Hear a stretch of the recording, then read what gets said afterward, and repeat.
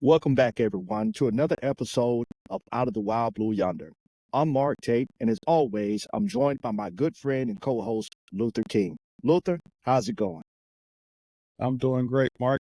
Fall is in full swing, and October has arrived. You know what that means for me? The Yeah. official start of hunting season, specifically archery season.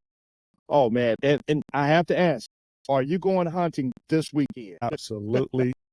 I try not to miss opening day, so my initial plan is an afternoon hunt. I'll place myself strategically between food, cover, and water source. So it should turn out to be an exciting hunt. Hey, but Yeah. really, I'm just happy to be back in the woods in the great outdoors, sitting at a tree stand, better yet, my saddle this year. Oh, man, that sounds fantastic, brother. Yeah, and you also celebrated a birthday recently, right? I did. Hey, thank you. I'm a year older and Yeah. hopefully wiser. I Right. truly am blessed and thankful, for another year on this earth. More opportunities to spend time with family and friends, yourself, and to find new ways to continue serving and giving back to the community. So, hey, I appreciate you for hanging out with me and celebrating a little. Hey, it was great, Luther, and thank you for the invite. I enjoyed kicking it with you. I got an opportunity to stay out a little bit later than I normally do. We enjoyed DC, right? So it was Yes, sir. absolutely wonderful. That's And hey, speaking of timing, there's another big event that's been making waves across the news, right? That's Yes, it the is. potential strike by the International Longshoremen Association. And, we Absolutely. talked about this on a previous episode, right? It is going to be a major event economically for the United States if this occurs. It's escalating right now. The union is pushing for additional wage increases, about $5 more an hour to their current salary, and they're also pushing for this better benefits that they have as a group of people, as a collective, and they're also in opposition to all of the additional port automation that's occurring right now. The union is about 85,000 members strong, and this is concentrated primarily on the eastern seaboard of the United States and also the Gulf Shore region. But 85,000 folks who do the job and duties of longshoremen each day are going to be affected by this, which therefore involves the entire economy of the East Coast. A lot of major things, of course, automobiles, produce, fine wines and spirits come across these ports on a daily basis. So it's going to have an additional impact on how we gear up, of course, for the holiday season. It's going to be affecting about 43% of our nation's imports.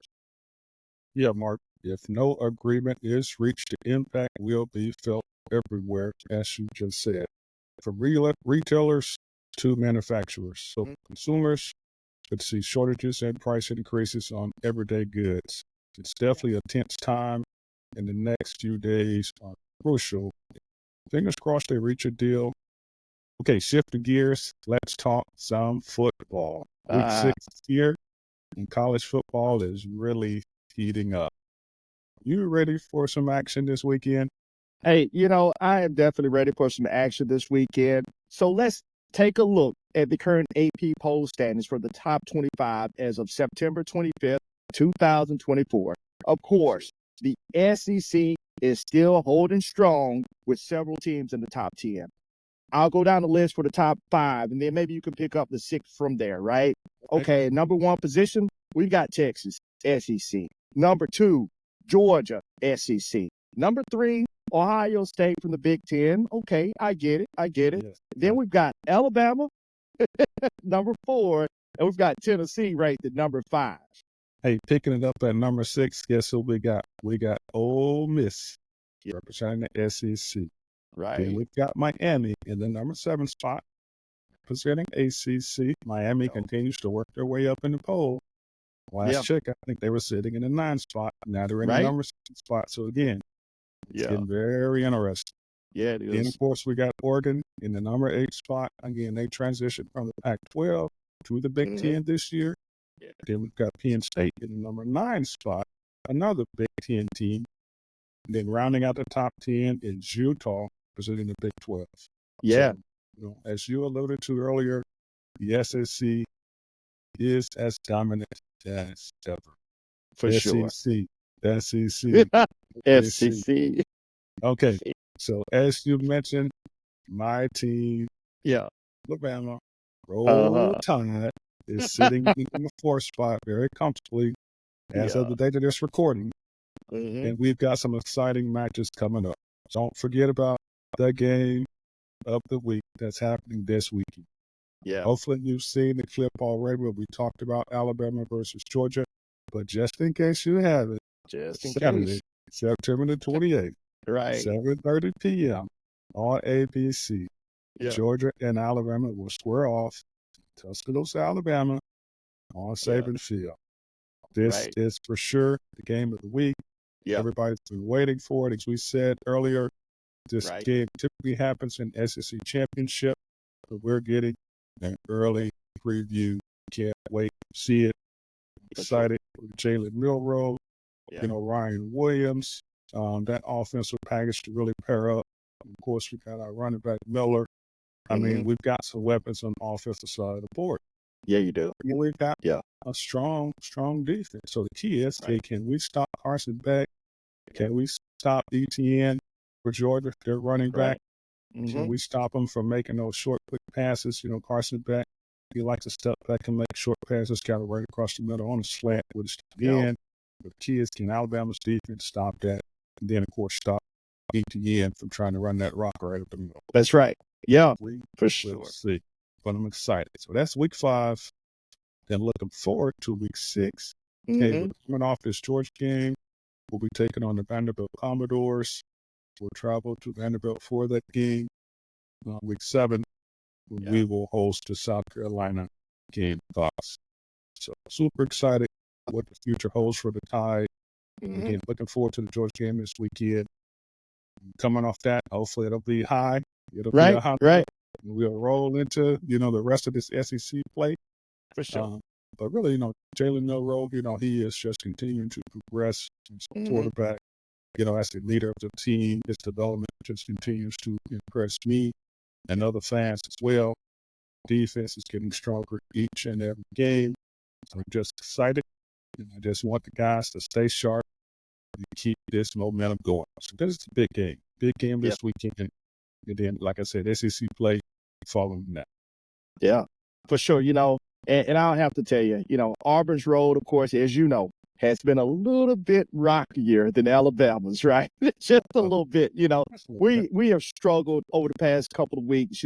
It's really been real hard. We're transitioning into different quarterbacks. We're trying to figure that part out on the offensive side of the ball. Defense could probably play a little better. We all agree with that as well. Coming out of a tough game against Oklahoma, and then we've got Georgia in week 6. And so we have our schedule for the next couple of games, at least, is going to be really, really difficult for Auburn to be able to win a game, I'll tell you. And, the odds makers have also reflected that into the odds, and it's going to be very, very difficult for us to come out with the win over the next couple of weeks in either one of these teams. And week 7, of course, there's going to be an opportunity for us to have a much-needed rest in that bye week. We're going to refocus, reset for the rest of the season. Playing Georgia, of course, is going to be no easy feat. It's going to test everything we got, and my goal for our team, my hope for our team is that we leave everything on the field and we play our absolutely very best that we possibly can. Penalties, 0, first downs, a lot of first downs, a lot of catches, but no errors. If we could play this game virtually error-free, then I think that we may have an opportunity over the next couple of weeks to get that score up a little bit higher and to do pretty well. Not saying we're going to be a top 10 team at all, but I'm just saying it's going to be an opportunity for us to continue our growth, especially in the quarterback position. So with that, I'll say War Eagle. We'll see. Hey, I hear you. My friend. Forget we're in the SEC, Southeastern Conference. So any given Saturday, Auburn can mess around and beat Georgia. They can mess around and beat Oklahoma. You just never know. That is so true. As you talk about Hugh Freeze, maybe he can get the guys motivated. Yeah. They could mess around and surprise both of those teams. That's right. Look at that Auburn's record and kind of check those games off, thinking, it won't be a true test. They're gonna Yeah. mess around there and ain't gonna. You never know. So we'll Right. see. Yeah. We'll see. We Okay, will hey, see. let's cover some other matchups that are happening week 6 All right. and week 7. So as Yeah. we look forward, week 6, hey, we can't forget about Michigan State at Oregon. So again, Right. in the Big Ten, Yeah. they're starting to get into some conference play. So that should be a pretty interesting game. Okay. I think Oregon should edge them out, but we'll see. They got home field advantage. And of course, we got Tennessee at Arkansas. Right. Tennessee looked very impressive against Oklahoma. They went Yeah. on the road Yeah. to Oklahoma, Right. and they took down them Sooners. They did. Yes, So they did. no other way to say it. No other way to say it. So they're looking real Yeah. good. They're traveling Right. to Arkansas. Arkansas's got a strong run game, solid front in the trenches, but we'll see. We'll see. I Yeah. just don't think they're going to be able to stop that offensive threat. Quarterback, Tennessee, and those wide receivers, and then just a deep ball. Oh yeah. This dynamic quarterback play. So they're going to have their hands full. Full. Absolutely. Full. Looking at the ACC, hey, we got your boys, Clemson Tigers, oh man. taking on those Florida State Seminoles. So I marked this game because I think it's going to be interesting to see two programs, who have a history of winning, have a history of success. Traditionally strong programs, and for just for some reason in 2024 they are struggling this year. But I think they both have learned from those early on misses and struggles. They're starting to gauge them ground. They both won recently. So I think it's going to be an interesting matchup. And I think that's one to watch too. Yeah, I agree with you. Yeah, for sure. Hey, and looking at week 7, the game of the week for week 7 will for sure be the Red River rivalry between Texas and Oklahoma. Again, Texas to Oklahoma. So excited for Texas to get into some actual SEC play, against what should be a worthy opponent. We'll see if Oklahoma's able to correct some of the mistakes they made against Tennessee in this game against Texas. It'll be a test for both sides, and I'm looking forward to it. Hey, then one more from the SEC. We've got Ole Miss at LSU. Then, of course, we've got Penn State at USC. So Penn State's going to cross the country, go out to California, take on USC. So some exciting games in week 7. Yeah, for sure, Luther. It is going to be exciting times as we watch these games on Saturday, and as you mentioned, and thank you for saying that about my dear Auburn, any given Saturday, you just never know, so you've just lifted my spirits. Thank you very much for, for filling my bucket. You're quite welcome. Just remember how I roll, baby. Yeah. Roll Tide. All right. Oh, man. War damn Eagle. I love it. Okay, hey, we've talked college football, but let's not forget about the NFL. So let's just take one brief moment to talk about Thursday's night game. Yeah. Them boys, the Cowboys, are traveling to New York to take on them New York Giants. The GB. So Dallas is coming off, 2 tough losses recently. Right. New Orleans Saints. Yeah. Getting a tough loss to the Baltimore Ravens this past week. With Derrick Henry just ran all over them. Yeah, he did. Just ran that rock. There's really nothing to say. So, I think the night's game is going to be a deciding point in the season for Dallas for sure. I am expecting Dallas to win.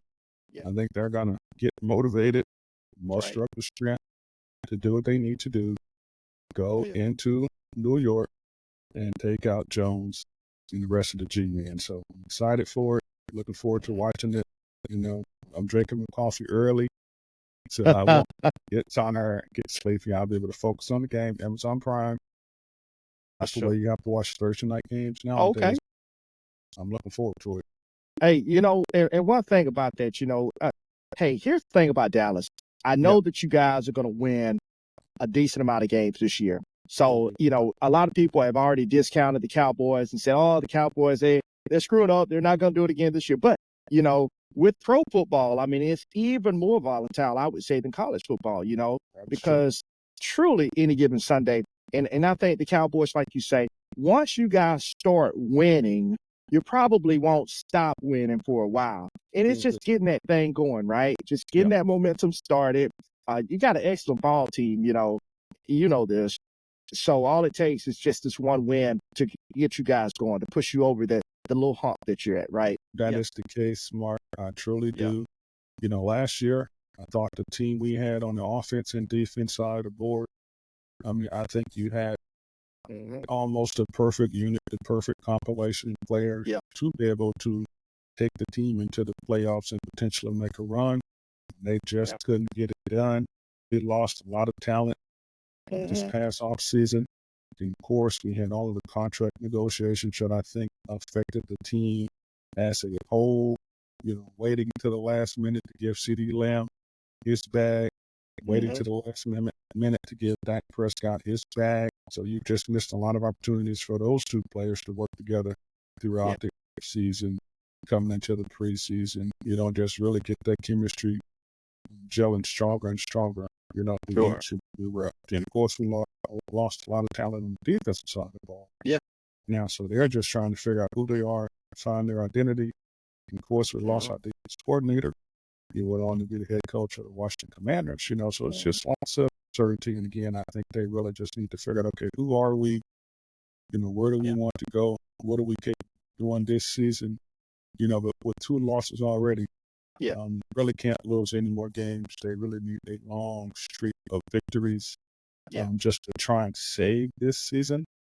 If they lose tonight, you can write it off. It's a wrap. It's a wrap? I think it's a wrap. 2024 is in the bag. Oh, man. And I would not be surprised if there were some changes on the coaching front.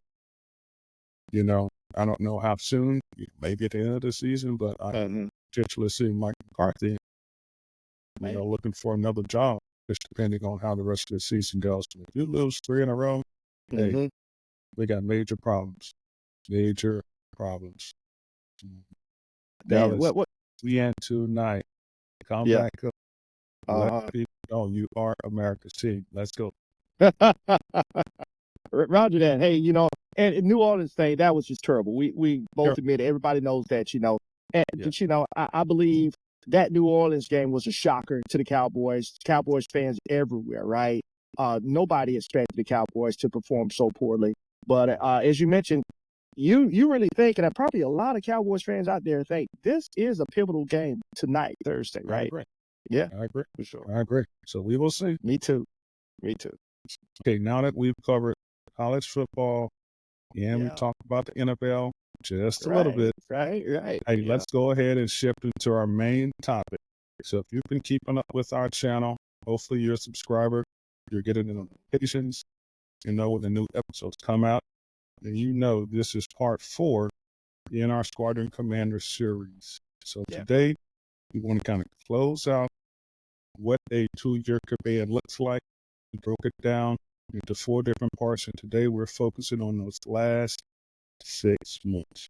So if your command goes from June to June over a 2-year period, we're talking about January to June as you prepare to transition out of command. So those last 6 months, what we want to do is provide you with a few tips for success, or some success strategies and things you can do as a commander to fully take advantage of these last 6 months of command, leave on a strong, solid foundation, setting the squadron up for success, setting your successor up for success.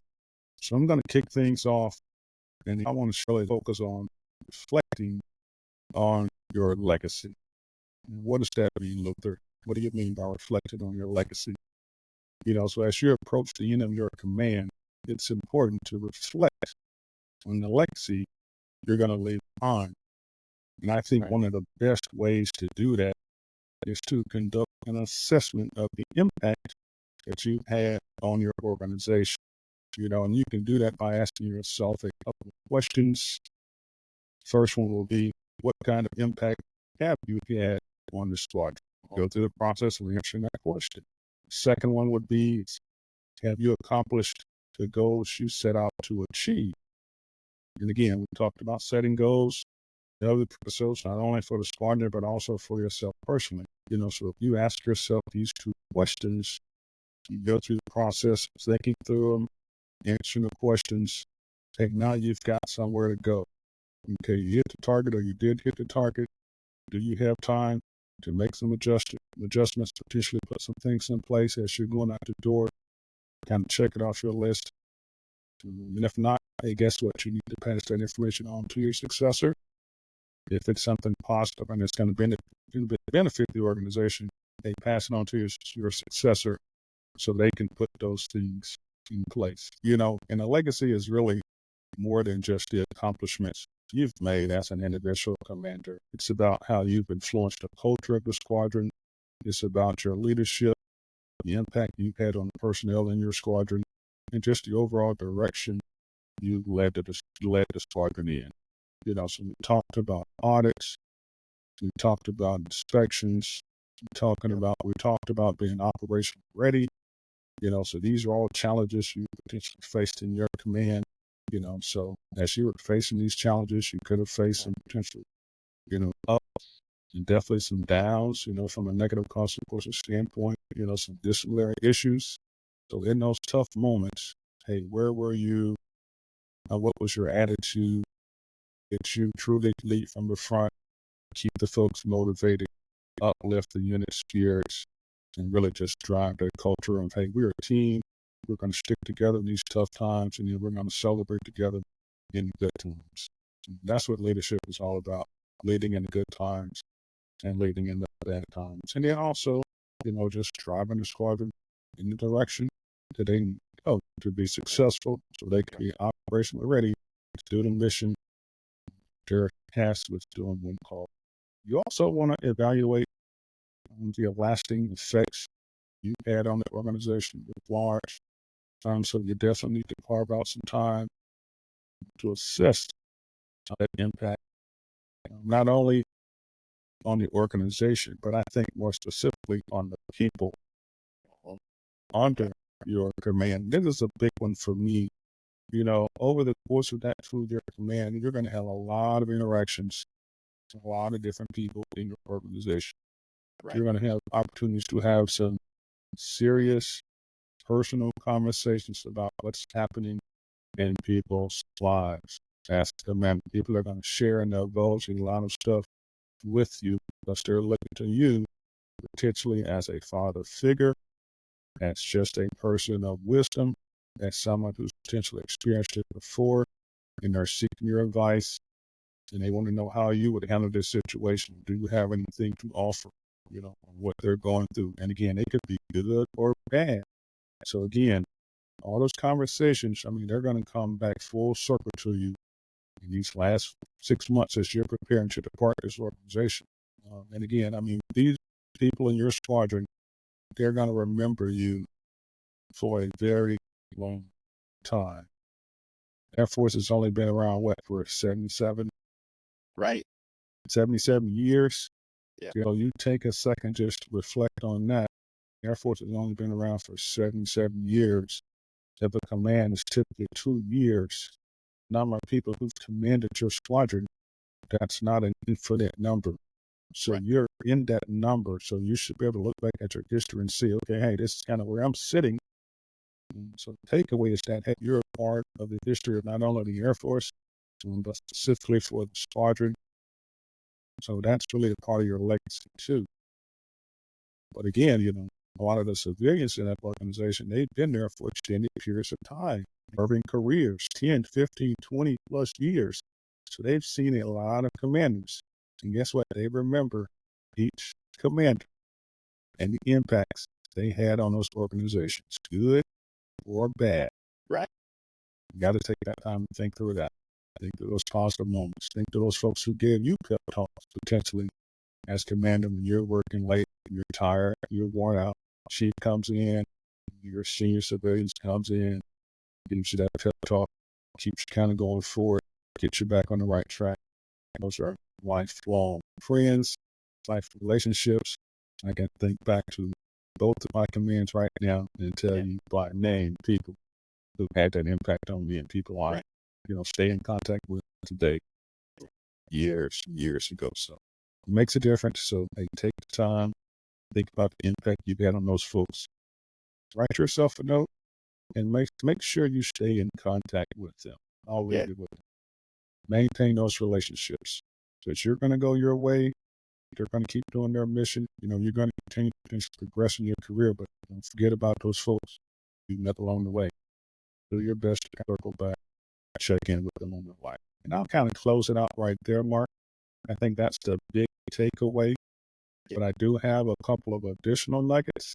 Let's share with the folks. Do you think I should give them some bonus content? Hey, give them some bonus content, Luther. Okay. Everybody loves bonus. Okay. Hey, bonus content alert. We got a few nuggets we want to share with you over and above what we just talked about. Some additional aspects commanders should consider in these final 6 months. I'll start with mentorship and development. We've talked about this earlier about identifying those future leaders. So really in these last 6 months is when it should all come to a head. You've got young officers, get to your enlisted folks who are working for you and they're approaching pivotal points in your career. Now is the time to make sure you're putting the pieces in place to help them get to where they're trying to go. You've worked with them over the past year and a half. You know what they're capable of. If you know they've got the potential to go participate in a particular program, be in a leadership position as an operations officer, potential commander one day, hey, now it's your opportunity to provide that feedback not only to the individual, but more importantly to the major command functional commander member who's your development team representative. But then you can also call AFTC directly. Pick up the phone, call AFTC, talk to the functional, give them some specific notes on how this individual performed. I guarantee you they will take those notes down, put it in that member's file. So when it comes around to development team time, hey, we got this call from Commander XYZ. This member performed admirably. He did this. They're definitely recommending them for an operations officer or squadron commander at the next opportunity. And again, that's over and above the formal process of doing this for your folks. So there's a formal process that you're going to have to go through. You're going to have to go into the personnel system, make recommendations, make nominations, stratify them amongst their peers, and that will go forward too. But hey, it always helps to have that personal touch, that personal conversation, that additional tidbit of information that you took the time to call the Air Force Personnel Center on their behalf, and you took the time to call their development team member on their behalf. Hey, that can go up a long way identifying, that future leader. The second bonus tip is communication. So know who your successor is. Hopefully that information is being relayed to the squadron. If you haven't, you should definitely be relaying it to the squadron personnel as soon as possible. Really what I'm seeing is, hey, it's all about providing transparent updates to the organization to keep them informed as to what's happening, so they can start doing their research on the new commander and folks can start to prepare to say goodbye to you. Because again, we just talked about the impact that you had on individuals' lives over the past 2 years. So it can be an emotional time period, not only for yourself, but also for your squadron members. So the more open, transparent you are as to what's happening, timeline, keeping people abreast of how it's going to be executed, allowing them to be a part of the planning process. It can go a long way in helping that transition be smooth, definitely from an emotional standpoint for yourself and also for your folks. I think another aspect of that is your farewell. Okay, now you're down to those last 30 days, last couple of weeks, as you're preparing to get on the stage and hand the guide on off. But take a little time to think about all the folks that you've impacted and how you want to kind of say goodbye to them. When you're on the stage, you don't have a lot of time. You are the outgoing commander, so you will get more speech time per se.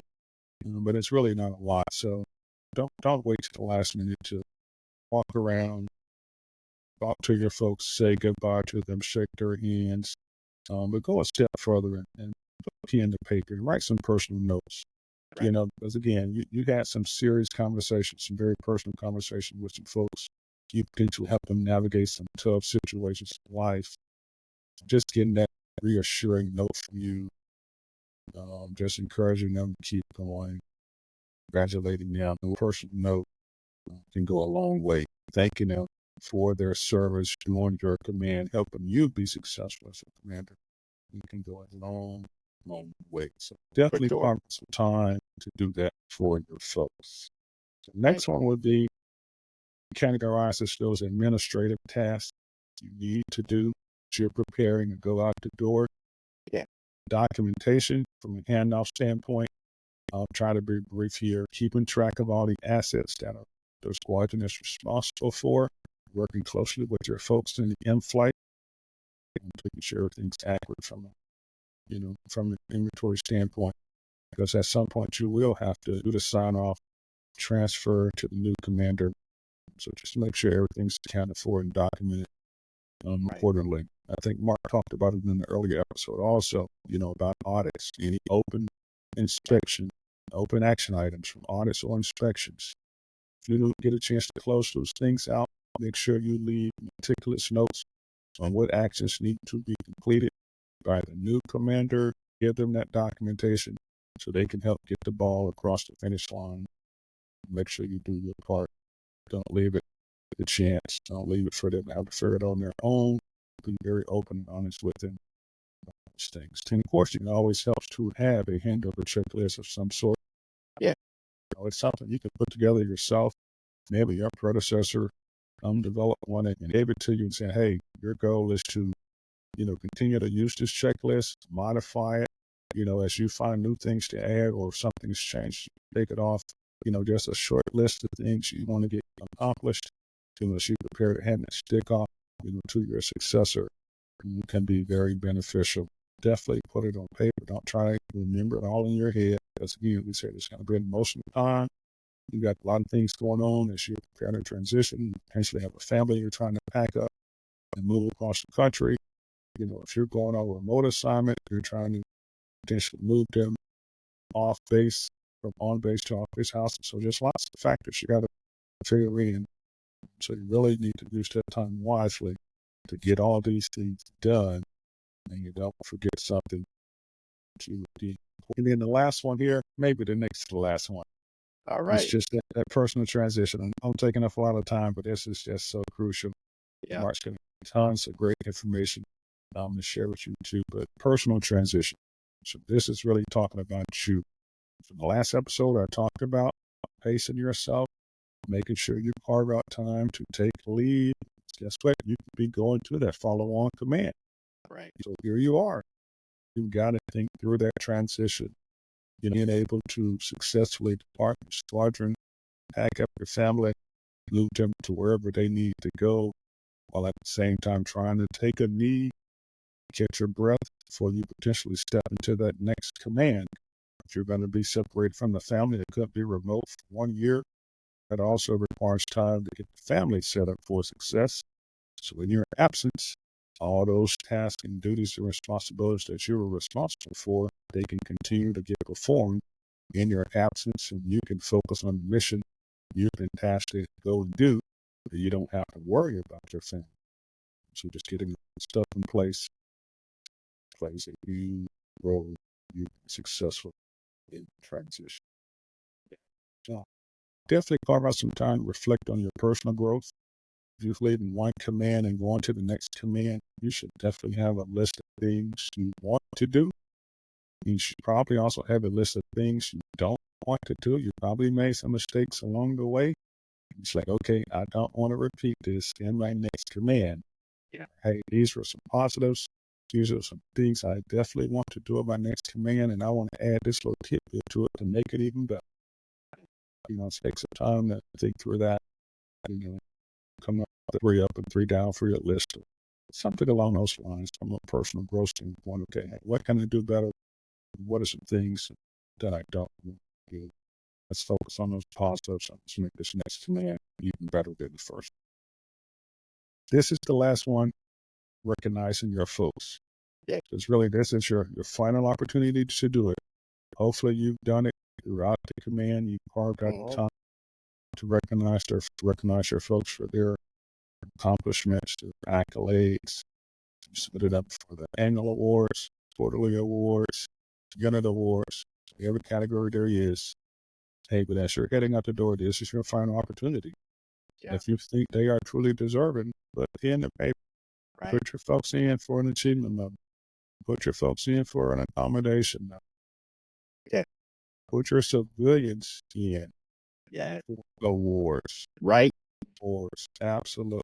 So we talk Mhm. about the military, so don't forget about the backbone of our squadron, the continuity, that civilian workforce, the folks who are really glued to the squadron. So it's the military coming and go, guess what? Your civilians are the folks holding the squadron together. Wage grade or GS. Right. Don't forget about to take some time to recognize those folks. They don't get a lot of awards.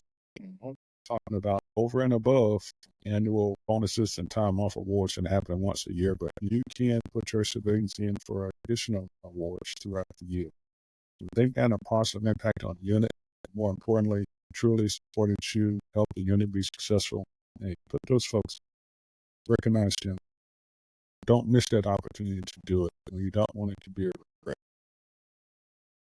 So again, focusing on these aspects, commanders can ensure a smooth transition, leaving a positive legacy for the organization, setting both the squadron and themselves and their successor for success. And I know you're going to get into this a little bit more, Mark.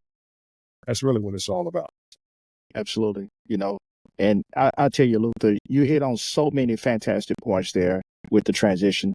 I've only got a few more to add, and really they're just amplifying some of the things you've already said. So one of the things that at this point, you're 6 months away from handing off the guide off. As you reflect, you figure out those things that you wish you had known when you first sat in the seat, your first day of command.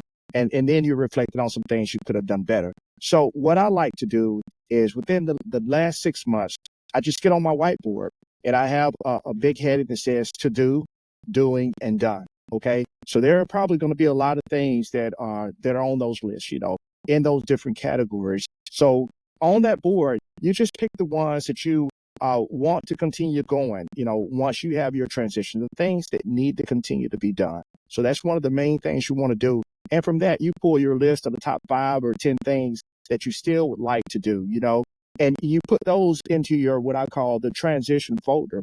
Those are some of the things you're going to be briefing during your handover with that future commander. And please reach out to that person who's going to be taking command from you and get some time on the calendar. I used to do it weekly. I'd have a 30-minute session or an hour session, depending upon time and how far we're along in our transition. Get that on the calendar so that it's a standing meeting, especially in the last 90 days or so. It's going to be very important that you do that. Now, I know there are going to be some conflicts because you're going to be busy and that person that's coming out to take over the command is going to be pretty busy.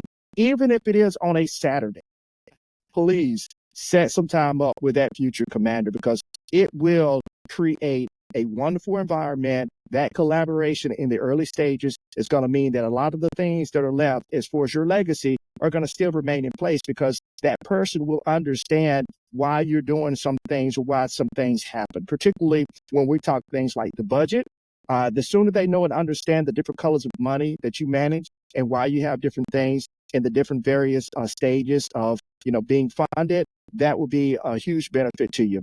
Facilities is another thing that people don't think about often. But if you know that there are certain facilities that you're continuously trying to push to get renovated or upgraded in some kind of way, they need to know those kind of things too. So that way they can take that baton and they can continue on that journey because as we know, construction takes multiple years to occur. So that's a big thing in my opinion, in my purview. When I was in a command slot, I knew that there was things that were going to take multiple years to get done. And those are the things that I really hit home with the person that was coming after me. Also, as Luther touched on, don't forget about your family during this transition period. I think you really laid it out very well. You hit on the high point about family and understanding that they're also making that transition along with you, So that's very important to think of because you've got this huge checklist of things you want to do for the job. And you've also got a checklist of all the things that need to be done within your family. whether it be household goods, pickup and delivery at the ultimate destination, house hunting that needs to be done, school, getting registered, or really trying to understand where to live and where you want to reside at your next duty location for schools for your children if you have some, and even basic things like, geography in your new assignment. You may be a short distance away from your hometown, or you may be a longer distance. So you've got to plan out perhaps some time to have a break in between so you can visit family and friends in your hometown or your spouse's hometown if you have a spouse, so that you want to bake that in to the time that you have when you do PCS, Yes. in that transition period. So these are things that sometimes, they become footnotes on your list, but they're very, very important things, from my opinion. And, of course, we talk about all that candid communication with your staff. That is so important. They have to understand and know that they play a significant role in this as well.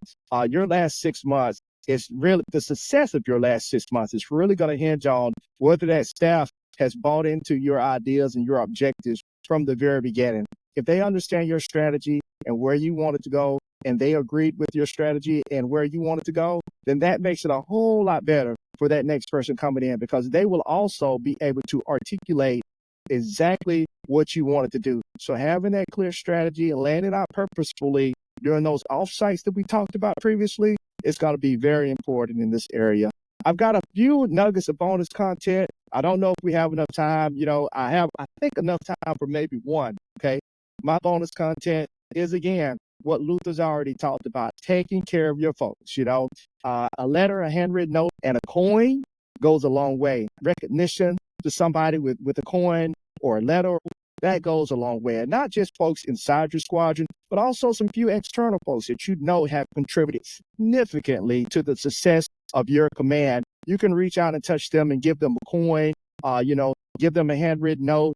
You can provide it through their squadron, so their squadron commander can present it to them, or the group commander in some cases when you be working very closely with squadron commanders. But that goes a long way. I have to tell you a quick story. This is like a 2-minute story from Mark Tate. But I'll tell you, one of the greatest things that happened for me is that when I got ready to PCS from my duty assignment in Alaska, the folks, because I was an LRS squadron commander, they wanted to show me their recognition. And I'm talking about external folks in the flying squadrons.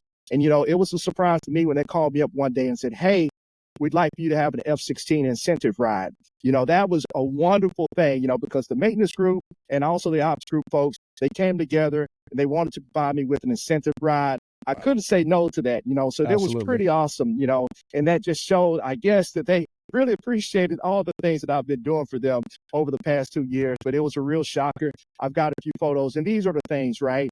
As your legacy is etched in the history of your squadron, these are the things that you remember, the people and those wonderful experiences of collaborating with them. So those are the quick nuggets that I have, and I believe if you follow the strategies and the objectives and the things that we talked about over the last 4 episodes about Squadron Command, I think that's going to put you on some pretty good footing.